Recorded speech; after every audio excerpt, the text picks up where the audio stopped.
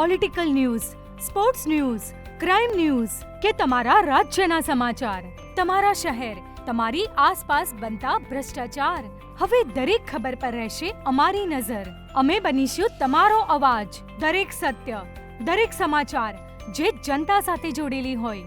ગુજરાતનો સર્વશ્રેષ્ઠ news channel.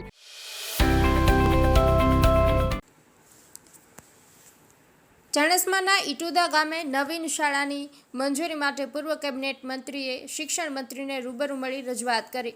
Chanasma તાલુકાના ઈટોદા ગામે પ્રાથમિક શાળા કે જેમાં ધોરણ 1 થી ધોરણ 8 સુધીની શિક્ષણ વ્યવસ્થા સાથેની પ્રાથમિક શાળા આવેલી છે અને ઈટોદા ગામ 95% બક્ષી પંચની વસ્તી ધરાવતું ગામ હોવાથી હાલના યાંત્રિક યુગમાં શિક્ષણ એક મૂળભૂત જરૂરિયાત થઈ ગઈ હોવાથી ગામમાં વધારેમાં વધારે શિક્ષણનો વ્યાપ વધે તે માટે ગામના અગ્રણીઓએ ગામમાં પ્રાથમિક શિક્ષણ બાદ માધ્યમિક શિક્ષણ ગામમાં મળતું થાય તેવા શુભ હેતુસર ઈટોદા ગામમાં ધોરણ 9, 10, 11ના વર્ગોની મંજૂરી સાથેની માધ્યમિક શાળાની મંજૂરી મળે તે માટે પૂર્વ કેબિનેટ મંત્રી દિલીપજી ઠાકોર, મહિલા અગ્રણી સોનલબેન ઠાકોર, સમાજના અગ્રણી હમીરજી ઠાકોર તેમજ સરપંચ ભરતજી સહિત પ્રતિનિધિ મંડળે શિક્ષણ મંત્રી કુબેર ડિંડોરને રૂબરૂ મળી રજૂઆત કરી હોવાનું પ્રતિનિધિ મંડળે જણાવ્યું હતું.